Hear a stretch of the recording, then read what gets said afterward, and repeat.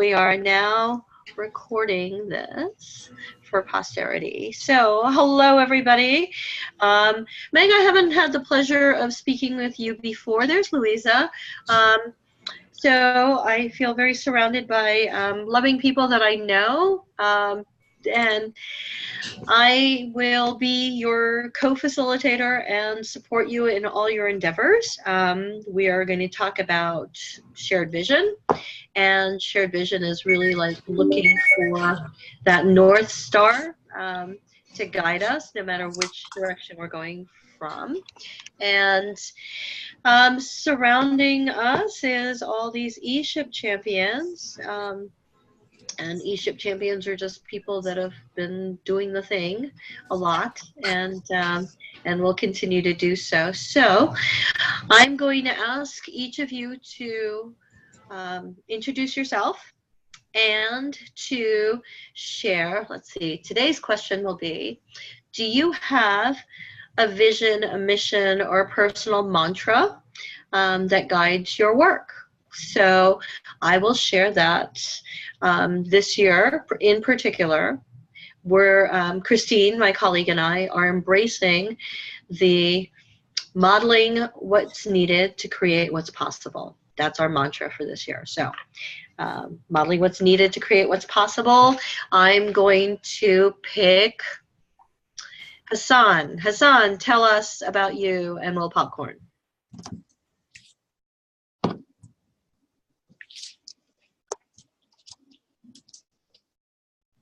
But you got to get off mute. Trying.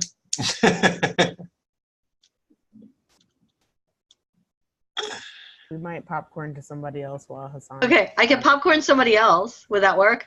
All right, let's go with Louisa. Okay. So I'm Louisa. What are we supposed to say? I was going to write this down and then I totally failed. Who are you and what's your personal vision, mission, mantra? Okay, perfect. I wanted to make sure I wasn't missing anything. And speak up. Can you hear me now? Okay, I'm Louisa. I'm trying not to speak too loud. I'm in Nashville, Tennessee right now at Launch, Tennessee, working out of their office today. So I am based in Memphis, Tennessee. And I'm the director of collective impact at Epicenter Memphis. And we're a regional entrepreneurship hub in West Tennessee. And my personal mantra or mission, I actually have this on my website. So I'm going to just read it from there. It says, advancing market-driven societal change. So that's kind of my thing. There's a lot of not-for-profits in Memphis, Tennessee, and there's I came from kind of not-for-profit land, and my quandary or thoughts about being in not-for-profit land, which is pretty common in the work that we do. There's kind of this overlap between not-for-profit and for-profit, is that a lot of times interventions are created in a space that doesn't take into account market-driven sustainability. So that is kind of my personal life mission, is to advance societal change in a way that benefits people, but is also driven by the market and is sustainable. So yeah, that's my thing. Oh, and I'm going to popcorn. I'll popcorn to Meg. I've not met you yet, so I'd like to popcorn. I know. I am new to the group, so thank you all for having me. I have lived in Minneapolis-St. Paul for about 1.5 years now, and somehow find myself at the center of the startup ecosystem. So I'm a testament to this community and how if you show up and raise your hand and say you'll start doing things and scheduling meetings, this is where you end up. So working to support our coalition of partners called Forge North. So everyone from entrepreneurs to entrepreneurial support organizations, our investors, corporate innovators have come together, and about 18 months ago decided that we needed a table, a shared table that we could use to get more done in this community and to sort of elevate Minnesota's presence across the globe. So as of last week, actually, we are formally housed at Greater MSP, the Regional Economic Development Partnership here in Minneapolis and St. Paul. So I sit at Greater MSP to support support this coalition of partners. So I'm very thankful and lucky to support all of these wonderful folks in getting this work done. And not my personal mantra or mission in life, but we recently had a session to try to figure out Forge North's mission and vision. And it was a great conversation, so I'll share that. But really trying to make Minnesota the best place to solve problems, start ventures, and scale impact. And so I know probably all of you struggle with this as well, but the lexicon around entrepreneurs or founders, startups, and how do people self-identify. And so really working hard to make this work inclusive, whether you're a social entrepreneur or a freelancer, a corporate innovator, and understanding that here in Minneapolis-St. Paul, we have that great corporate presence, but we also have some of the highest nonprofits per capita. So I'm trying to bring that together and create this really incredible ecosystem. Oh, and I have to popcorn. Let's go to Tyler. Okay, thank you, Meg. Nice to meet you. I got something for you. I'm so happy to see that. The coasters, they've gone far and wide. They've gone all the way to Daytona Beach, Florida. It holds my coffee every morning. I got it from Ben at the last ESHIP. So that's great. I'll say hi to Ben for you. Yeah, say hi to Ben. Actually, I definitely want to connect with you guys because I love hearing that you guys have a new mission. That sounds like a story to me. So love it. Nice segue. I'm Tyler LeCompte. I am an entrepreneur myself. I'm an ecosystem builder in training, I like to say, in Daytona Beach, Florida. I've been here about 18 years. I got involved in ESHIP through the 1MC world. I run the 1 Million Cups here for the last 5 years, amongst other things. Data girl, see, you're starting to pick up a habit. And it has led me to wonderful places as well, Meg. So I totally get that story. I am here as part of the storytelling initiative, not goal 8, hashtag, not goal 8. I am going to be a field reporter, sort of on the calls, trying to connect to everybody, figure out who's doing what, kind of be able to report back what's happening on the goals, as well as find opportunities for highlights and stories like Forge North and Louisa and everybody else. So I'll talk up on this one. I promised Cecilia I would only contribute when asked because I talk a lot. So that being said, I know everybody else, so Meg, it's great to meet you.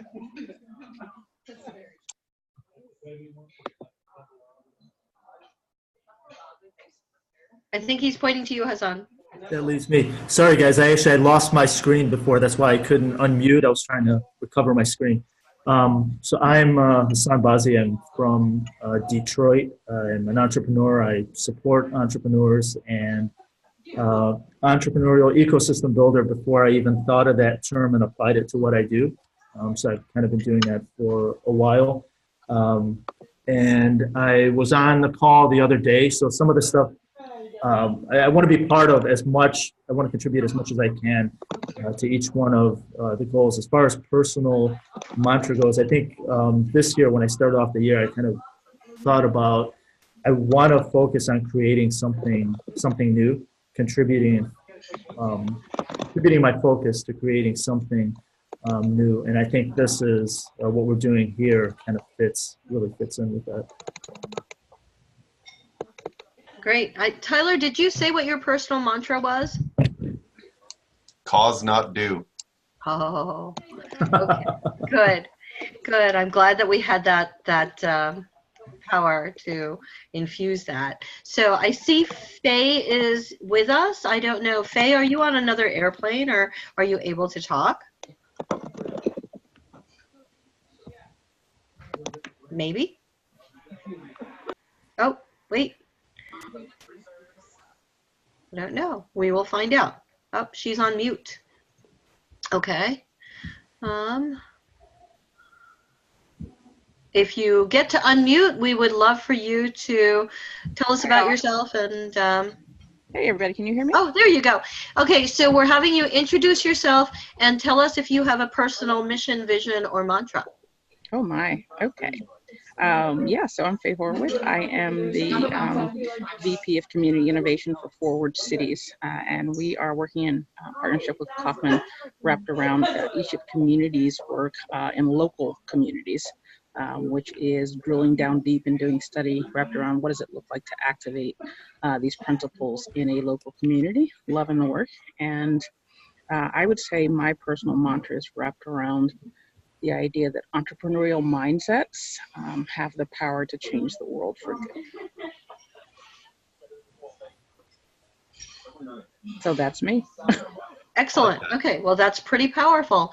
Let me see if I can pull up my screen, if the computer cooperates. So we have what we're working on right now. For those of you who haven't been on the call before,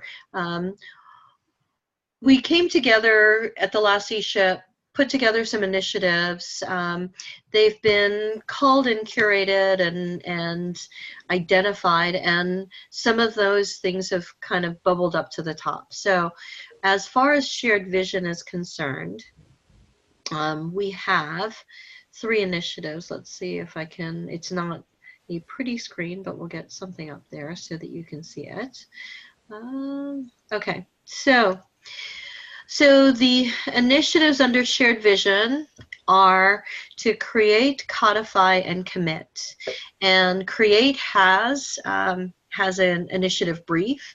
And so these initiative briefs and ideas were shared by the greater community and identified by ESHIP champions as the ones that we need to work on first. Not that the others aren't important, but it's really great to start somewhere.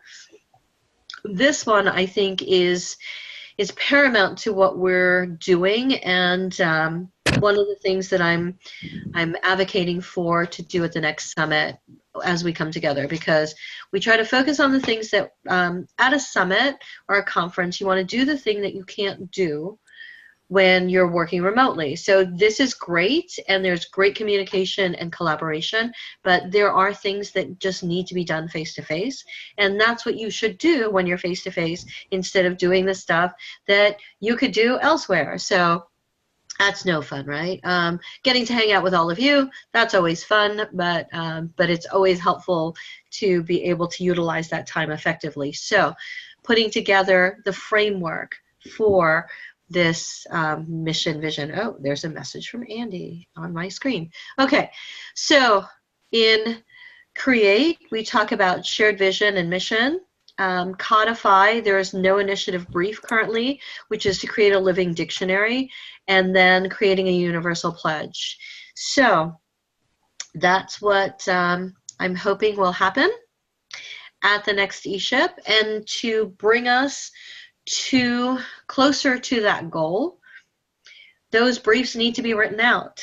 And so my invitation to all of you, and we're trying to come up with a simpler template to put the information in. So some of the people that you have on the call with you are also taking part in that, to try to create a simple brief that just says, here's the problem, here's the solution, here's the team that's working on this, and our unique goal, or the value add that we bring. So so if we can do this, I've been told that if we can get something together by the end of the month, I have national resource providers that will chime in, and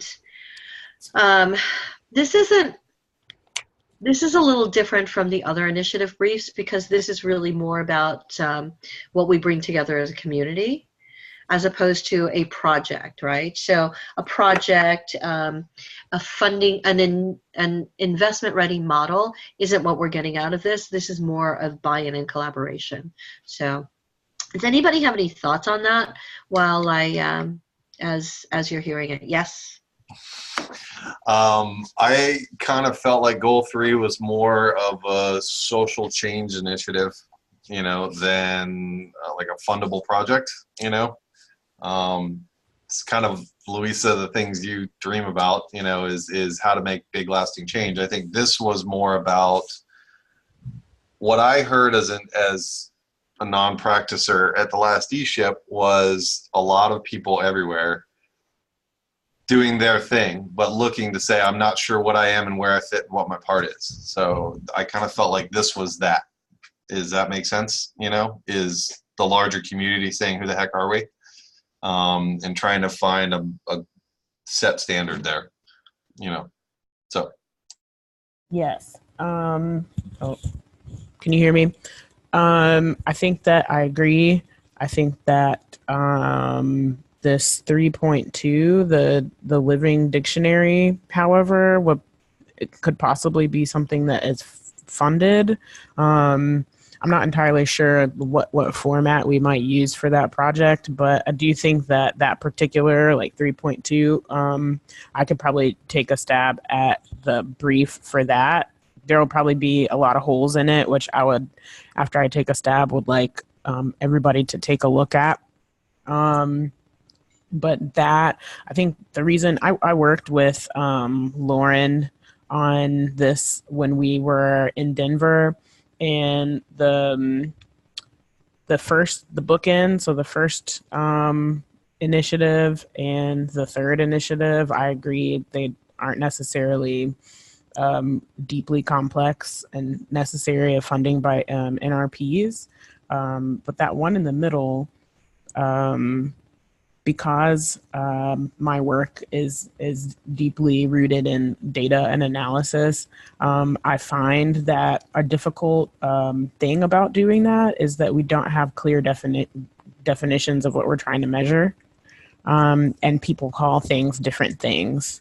A lot of times people won't call an ecosystem because they're worried that people won't understand what that means. So then they call it something different. And I'm like, just call it an ecosystem. And the more people are calling it an ecosystem, then people will begin to understand what it means. But we have to, I think as a group, and the Kauffman Foundation is very instrumental in doing this, is that we need to just say what we're going to say and decide what we're going to say, and then continue to use that language, and it will begin to catch on. So long story short, because I'm being quite verbose, is that I think that we need to apply some thought to that. So I will take a stab at least putting the skeletal framework for brief number 2, and then take some thoughts from the group and see if you like where I'm going with it. Does that sound okay? Okay. That's all I got for at this moment. Yeah, that sounds great. I think you're absolutely right. It's almost like, I mean, we keep talking about a wiki of terms, and that seems to be kind of a funding thing. I'm curious to hear from Faye, because you are measuring and working across different communities. So working across different communities, and do you find that I mean, what Louisa pointed out is as the problem, and people don't call it the same thing from one location to another. So Yeah, I would say more different than different locations. It's more about who you're talking to in each community.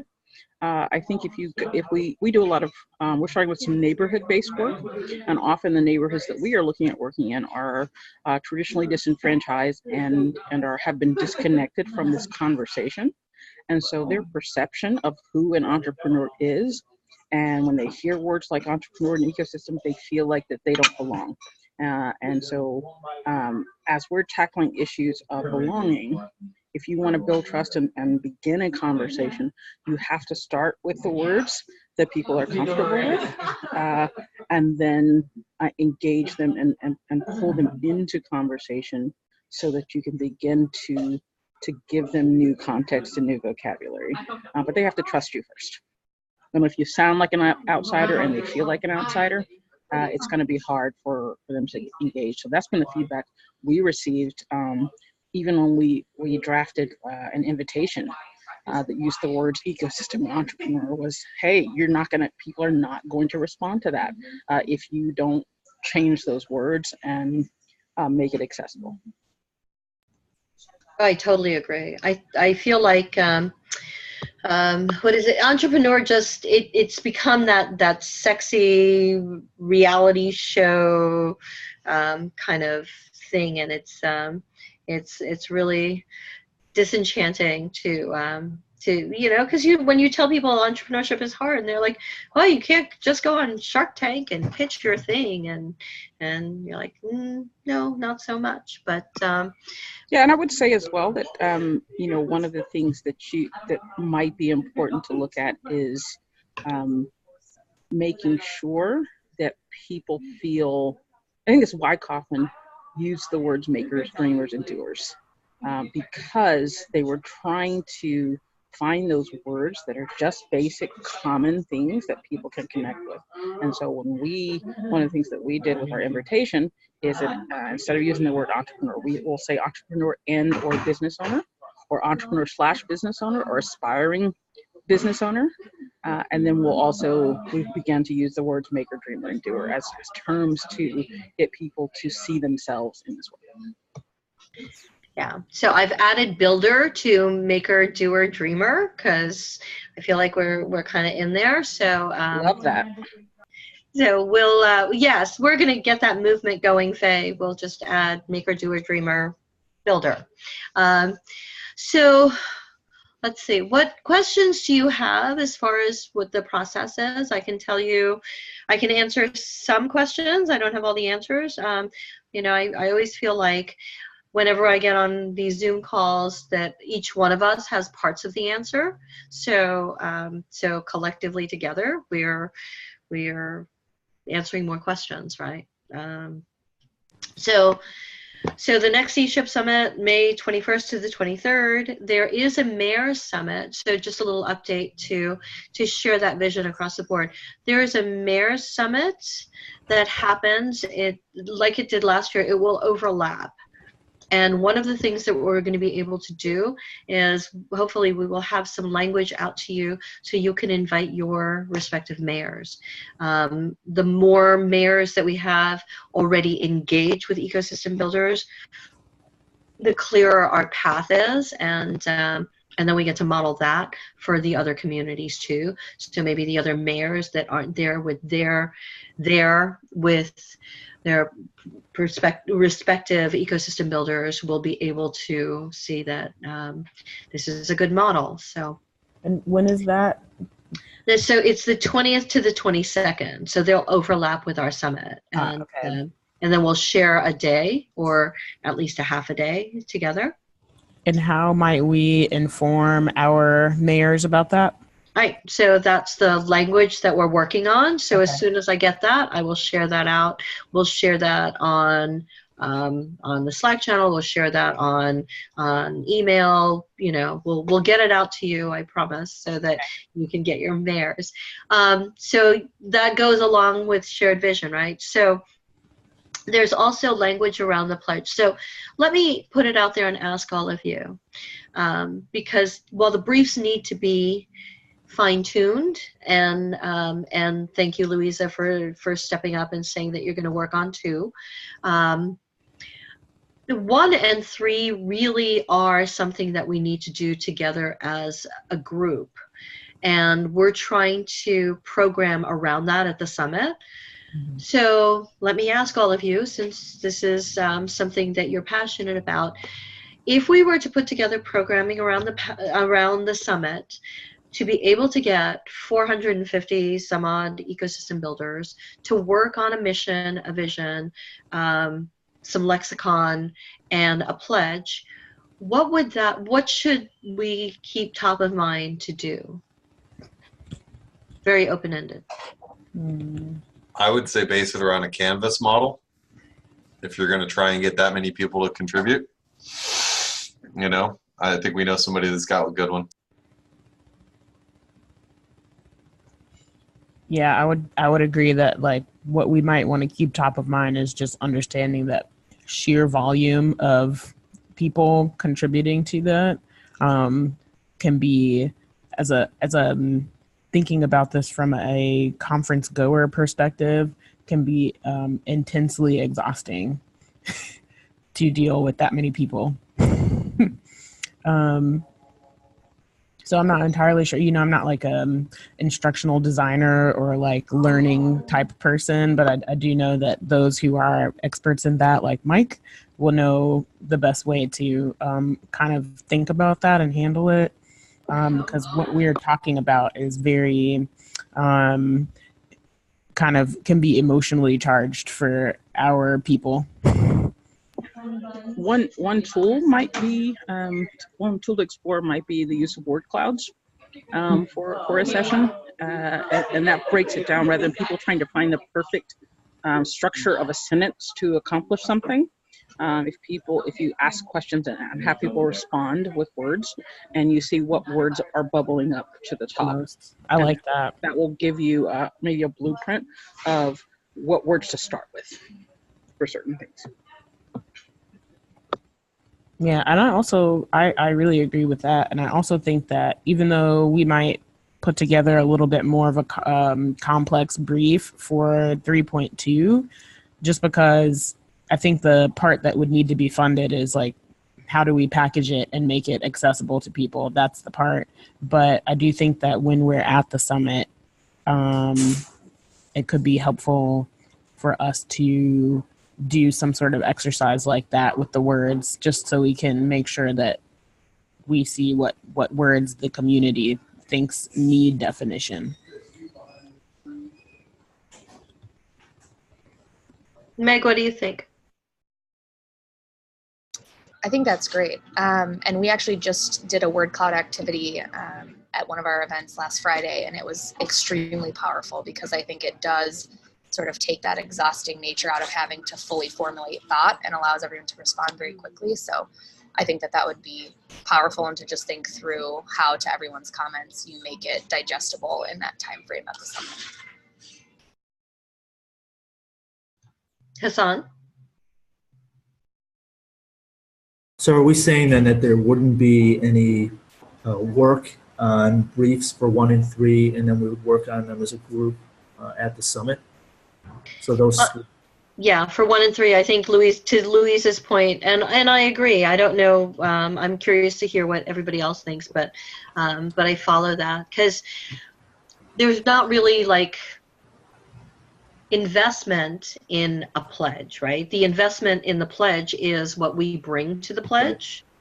So that's the investment. And then a mission and a vision is something that we have to come together and share on. So I can definitely see that. What do you think, Hassan? Yeah, no, I agree with that. I think actually if we did sort of the breakout sessions that we did at the past ESHIPs, where there was a part during this summit where we worked on that, I think that would work out that way, I think. Okay, and that's the model that we're thinking about. I mean, I do an exercise, and Tyler and Hassan, if you're coming up to Portland, we do something called a chalk walk, which is more of an old school way of doing a word cloud, and it's tactile, right? So there's some positive effects of having you actually write down stuff and collecting the information. It works well in a smaller group with 450. It's a little bit harder. A little bit, but you're right. I mean, thankfully we have Mike Flesh and the team at the Value Web that are going to be helping put that together. So, so that's why I wanted to get the ideas from all of you to bring back to them. No, I support that. Then I think that would work.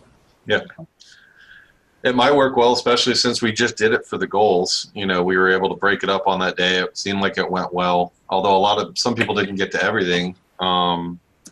You know, if it's just a contributor kind of thing, I mean, we could set up some kiosks, you know, and just tell everybody, hey, everybody just answer these 10 things for us real quick, and we're just going to put it all together, you know, like a word cloud data science kind of thing. You have to know what they're planning for the event for us to say, oh, we need a whole day for our thing, you know, so. But I love what you guys are up to. We have a lot of meetings about planning for this event, so let me tell you, there's a lot behind the curtain.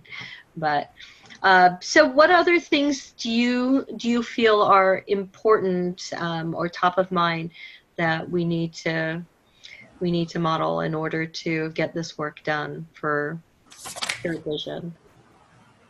I just have a really quick question. I think you mentioned that we need to have we're looking to have the project briefs done by end of month. Is that correct?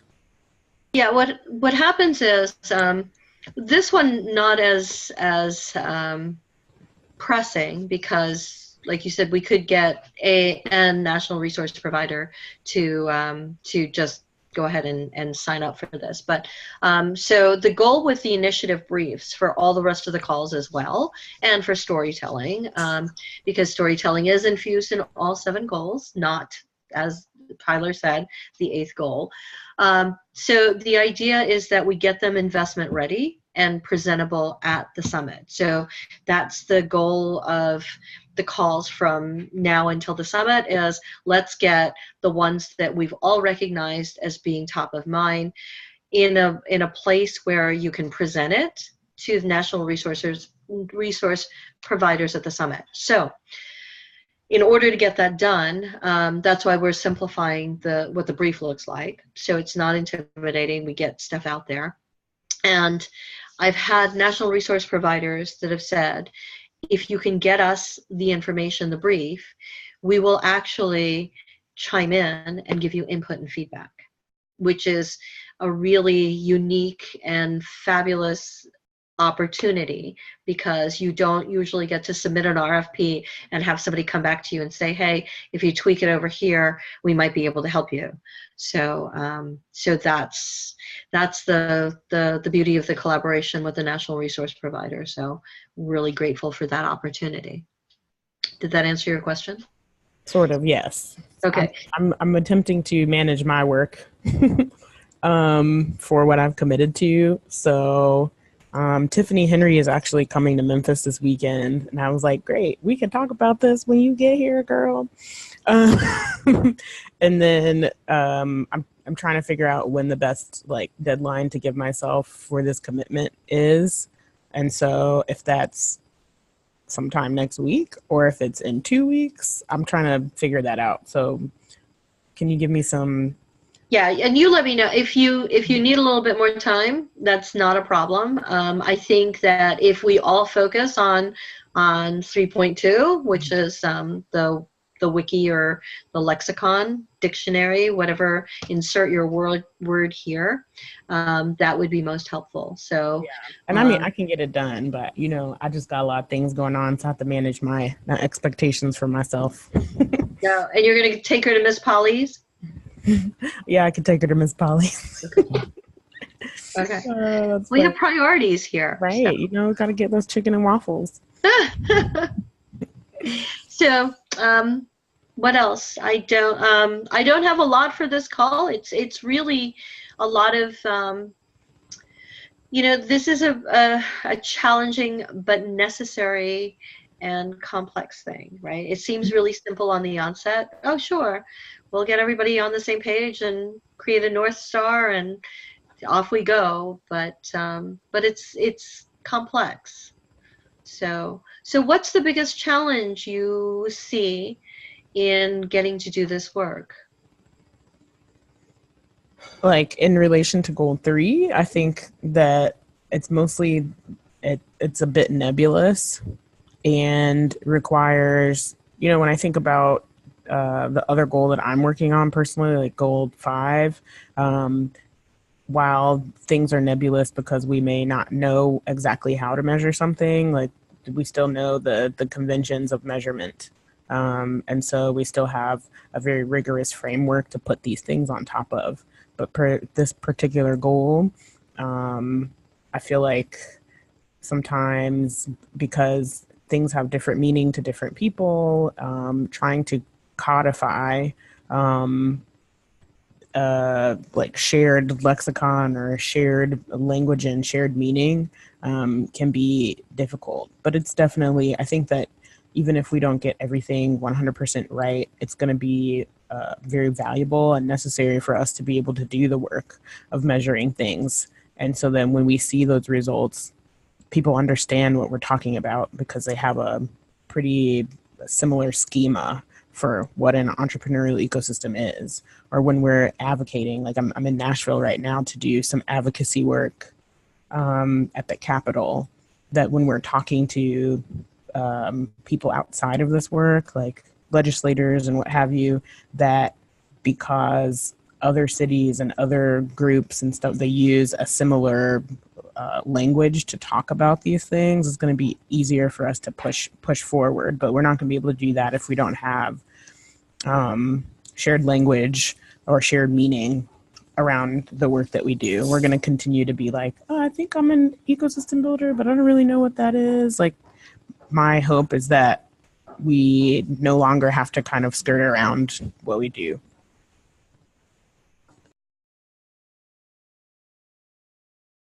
That's it. That's all I got.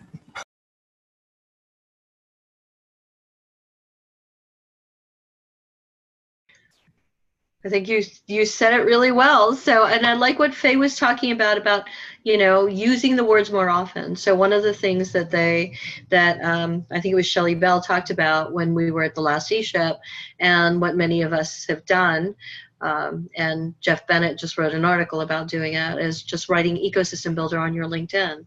And so now we are branded as ecosystem builders. Like, it's a word, even though my aunt thinks I work in the environment, but I kind of do. So, so using the words more often, getting used to having them roll off your tongue, and explaining it to people, because nobody knew what it was, right? I didn't know I was an entrepreneur, and I wasn't really sure until I kept spelling it right. So now I'm having a hard time with initiative. For some reason, I keep typing that wrong. But if we're, so there was a really interesting thing Andy did, and I have the transcript, and I don't know what to do with it yet. But when Andy was at the Global Entrepreneurship Congress in Istanbul, he had an opportunity to speak with a wide segment of entrepreneurs and ecosystem builders. And he asked them, so this is a gathering of 2,400 people for Global Entrepreneurship Congress that Tyler and I, that's where we met. And he asked them, what's an entrepreneur? What's an ecosystem builder? And he got as many people as he interviewed. That's how many different answers came about. Like, we're all in this and still have different ideas and perspectives on what those words are, right? And that's like paramount to what we do. So if entrepreneur and ecosystem builder aren't clearly defined, how do we get like this other stuff? It's really overwhelming. But there are some interesting things that I noticed. If you ask somebody what you need in a vibrant entrepreneurial ecosystem or a robust ecosystem, one of the top 3 answers that they gave had to do with education in some form. It was quality education, access to education. I think that maybe a different way, and I'm just throwing this out there, maybe a different way to look at it is thinking about the things that the word needs to define, as opposed to what the word means, right? Because we focus so much on the dichotomy. It's really hard to come up with the words that mean the thing. But if you tell me what you need it for, maybe that's a different approach. And I'm just throwing it out there. So, all right. I like that. I'm going to write that down. Thinking about what the word needs to define. Bye, Tyler. Thinking about what the word needs to define. So, and I think that that's also where the vision is. So where is it that we need to go? Instead of telling me where you're going, think about what is it that we're trying to achieve, right? That with the end in mind. So the vision that we have is that we want to get to this place. Well, I don't know what the place looks like. I mean, that's what we talk about in ecosystem building. If you watch that, it's on the Kaufman page. We call it the fog video, because when you look at the ESHIP goals overview page, there's a video that they showed it at the start of ESHIP last year, and it's a car driving through the fog, and so Victor talks about the fact that you're driving and you can't really see where you're going, but you know that you're headed in the right direction. And I think if we can look at the vision and the mission as what we want to achieve, what the end goal looks like for all of us, do we have that the idea of abundance, prosperity for all, whatever interpretation of that looks like to you, where people are independent, whatever that looks like to you, and so what zero barriers is a way to get to whatever you're wanting to achieve. Does that make sense? Yeah. Because putting a mission or a vision out there for the whole field, and while it's really cool to have 450 to plus the mayors, so 600 people to come together and tell us what where we need to head out and go, it's still hard, right? So any thoughts on that? And I'm going to call on people if you don't chime in.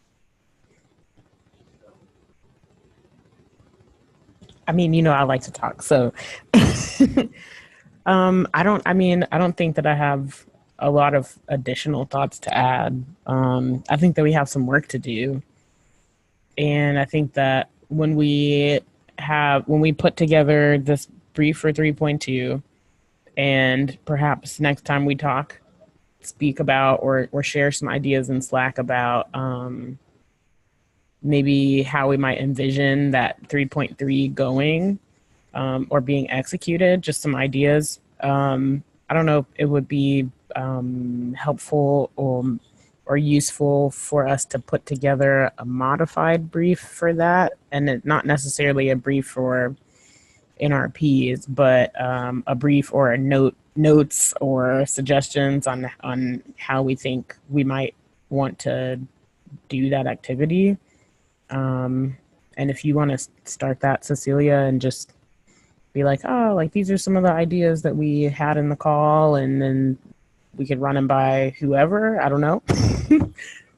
Actually, what I may be able to do is, before we had the Denver ESHIP Champions convening, we had polled the community and asked them to give us some feedback on things that we needed to have top of mind as we convened.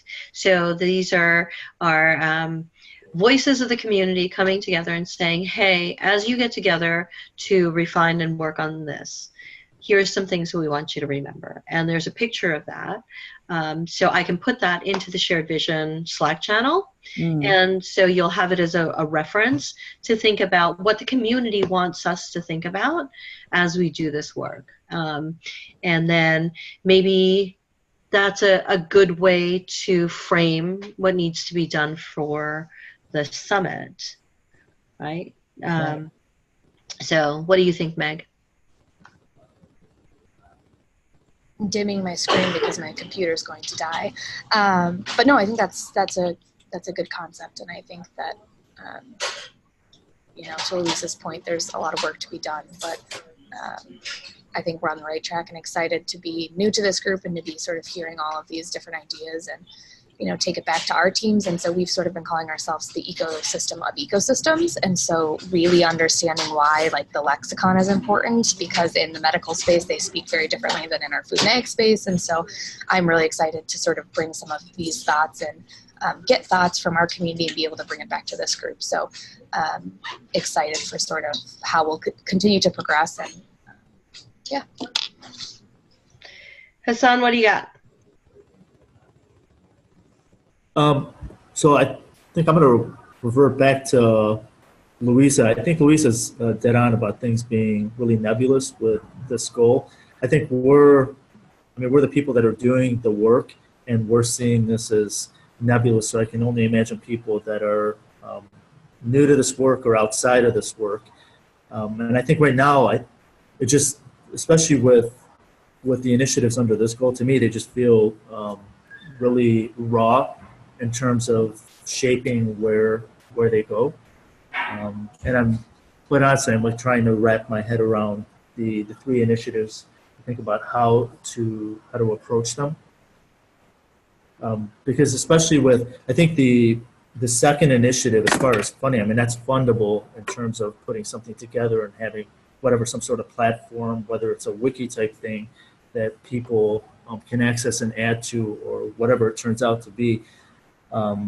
So I think that's the one that really requires the most work, because the other two are things that we'll build together as a group, and I don't think they'll really take, I think with everybody contributing a little bit, I don't think they'll take much time to put together, especially when people are like focused on them. I think it's that second piece that like is kind of just, in my head, seems a little daunting in terms of like how to approach it.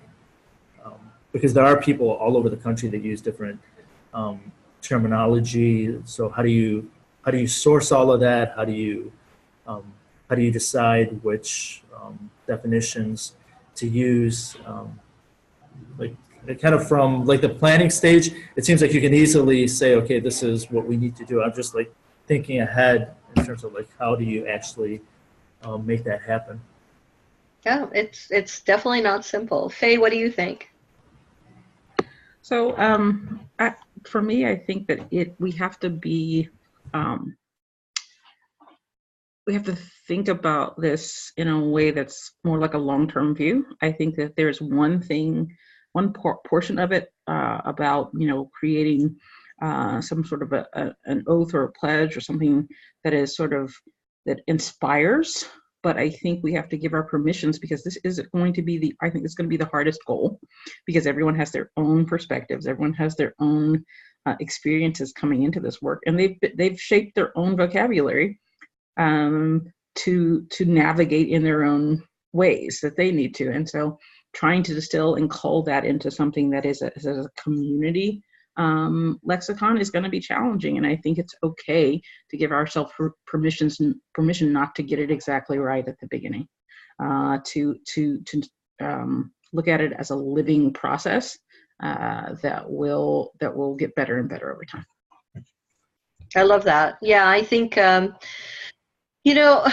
I wonder if the founding fathers ever thought that this Constitution that they put together would still be the thing that we look at. Like, it's supposed to be a living document and adding to it, but I don't know if that was their whole intention. And now thinking, putting that lens on, and with the end in mind, thinking that one of the things about entrepreneurship is that we're not going to get it right.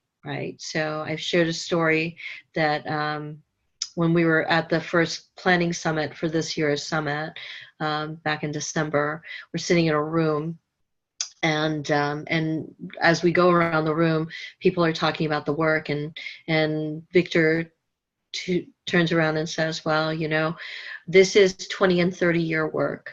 We're not going to solve it by the next summit. And we're going to get it wrong, which just kind of blows your mind, right? To have these people sitting around the table talking about the fact that we don't have all the answers, but like he said, we have the best people together working to solve for this. So I'm inspired by all of you, and I think we're going to get it right more than we're going to get it wrong.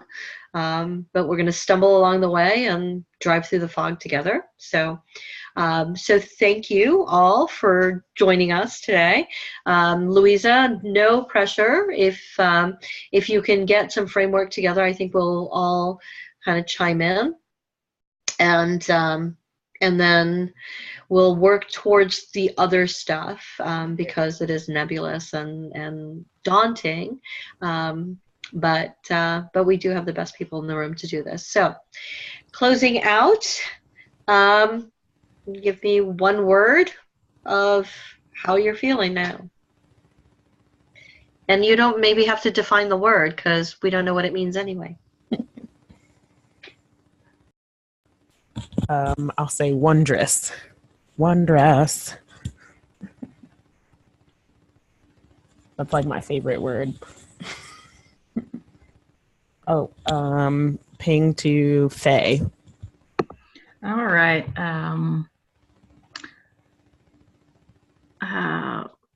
Joyful.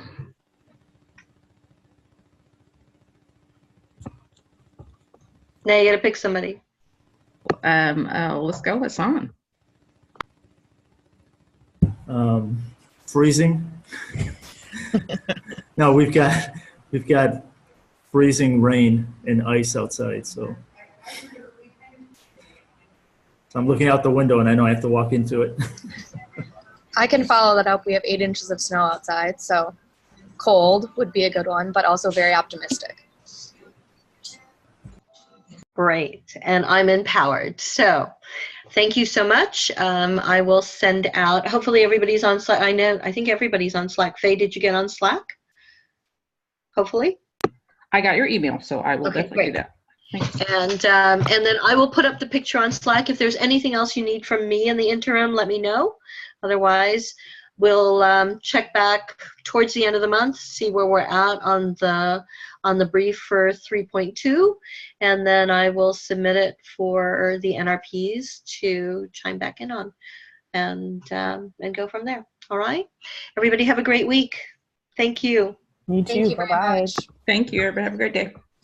Celia, Hmm? do you have do you have like just a quick minute? Yeah, let me call you. Okay. Okay.